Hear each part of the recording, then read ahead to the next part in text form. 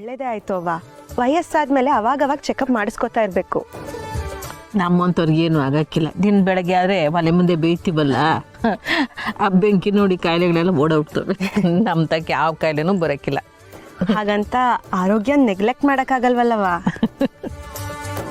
ವಾ ಬಾ.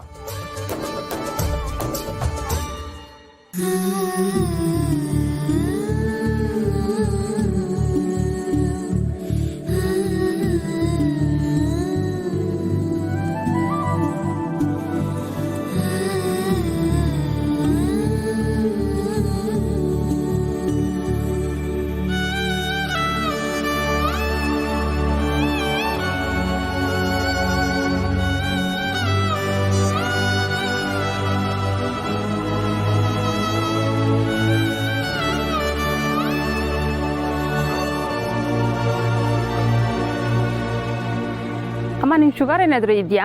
ಯಾವ್ರ ದಯದಿಂದ ಅವೇನೂ ಇಲ್ಲ ಡಾಕ್ಟ್ರೆ. ಆದರೆ ವಯಸ್ಸಾದ್ಮೇಲೆ ಆಯಾಸ ಇದ್ದೇ ಇರುತ್ತೆ. ನಿಮಗೆ ಸುಸ್ತು ಅನ್ನಿಸ್ದಾಗ ಈ ಜ್ಯೂಸ್ ಕುಡೀರಿ.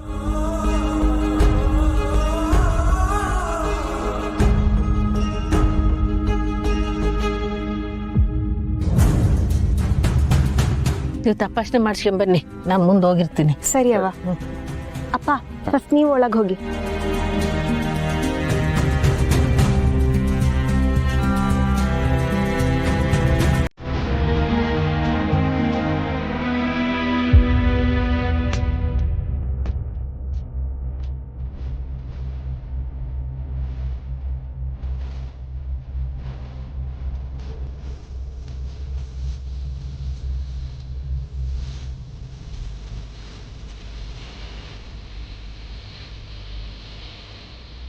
ನಿಮಗೆ ಇವಾಗ BP ಸ್ಟಾರ್ಟ್ ಆಗ್ತಾ ಇದೆ. ಸ್ವಲ್ಪ ವ್ಯಾಯಾಮ ಮಾಡಿ ಕಂಟ್ರೋಲ್ ಆಗುತ್ತೆ. ಸರಿ ಡಾಕ್ಟ್ರೆ. ಈ ಟ್ಯಾಬ್ಲೆಟ್ ತಗೊಳ್ಳಿ.